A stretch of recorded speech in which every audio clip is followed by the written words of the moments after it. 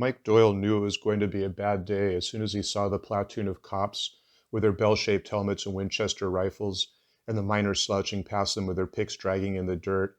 He moved closer to Dad, who continued marching forward with his chin up as if everything was fine, toward the headframe and cage that would take him down into the bowels of the earth.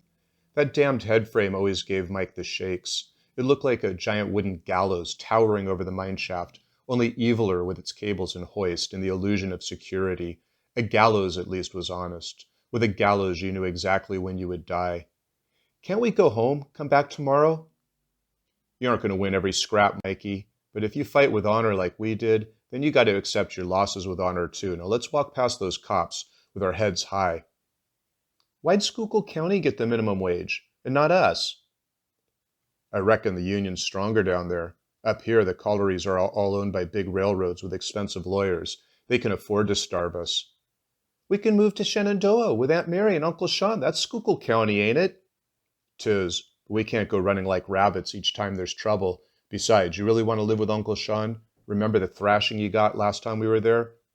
Mike didn't want to live with Uncle Sean or leave his friends in Avondale. But how would they ever get ahead? The company owned everything in town. The dingy clapboard houses, the street lamps, outhouses, even the Pluckme where they bought their groceries. Shenandoah at least had its own schools and stores and the possibility of rising wages. Mike glanced at the breaker. Its long sloping roof looked like a wolf's snout jutting from the hillside.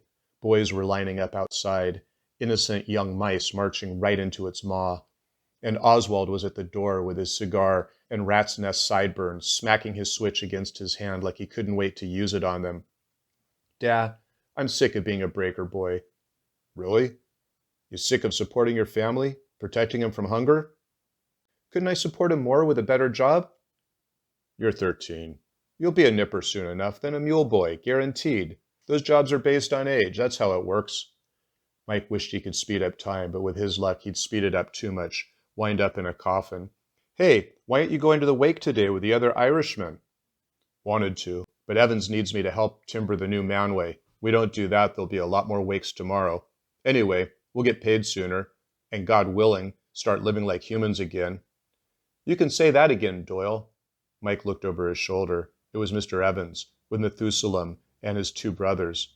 But when the entire Evans family followed Dad into the cage, including Methuselah, Mike's vision clouded. What was he doing in there? He was barely 10.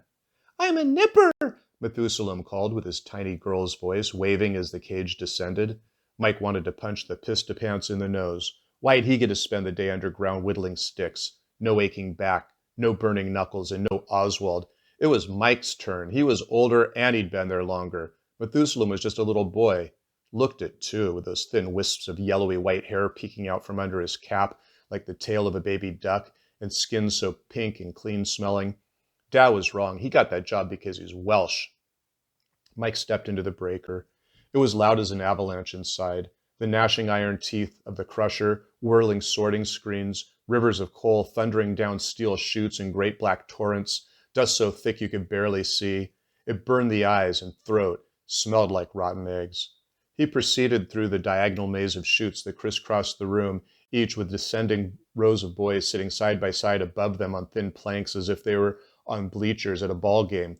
Instead of facing home plate, enjoying the game, they all faced uphill, hunched over, arms and legs darting in and out like cockroaches rummaging for food. Mike sat down next to Seamus, whose body moved stiffly against his. 4 months off the job and he'd gotten fat and lazy. 4 months with a stupid grudge. The big baby should be treating him like a hero. He'd taken the worst licking any of them had ever seen, standing up for Methuselah when Oswald abused him. Glad to be back, Patty called to Seamus from the next chute over as if Mike wasn't there. Hell yeah, Seamus yelled. Beats being stuck at home with the girls and babies, or being a tramp. Shit, being at home with the girls and babies would beat being here with these two knuckleheads. Even being a tramp sounded better, sleeping in the woods, hopping freights, seeing a bit of the country, no one bossing him around. He imagined what Mamai would cook for supper, with him and Dad back at work. Maybe she'd serve meat. He closed his eyes and conjured the smell of a smoky roast. But then the emergency whistle shrilled, jarring him from his dream. Louder and louder, pulsing, desperate, an infant shrieking in his ears. He jumped down and ran from the building, Seamus close behind, zigzagging past the patchy fires that were sprouting up everywhere, to the front gate where he fell to his knees, panting. The air was thick, like breathing hot soup. Mike started to choke. His eyes watered and his ears throbbed as if he was being sucked into a tornado. Flames roared from the mine shaft 100 feet into the air. They were devouring the head frame. Pulleys and cables crashed into the shaft, blocking the only exit, suffocating the men, and Seamus, standing there with his fat chipmunk cheeks and stupid grin. What's the big deal? Just a bunch of Welshmen down there. Mike pulled back his fist and smashed him in the nose. My dad's down there.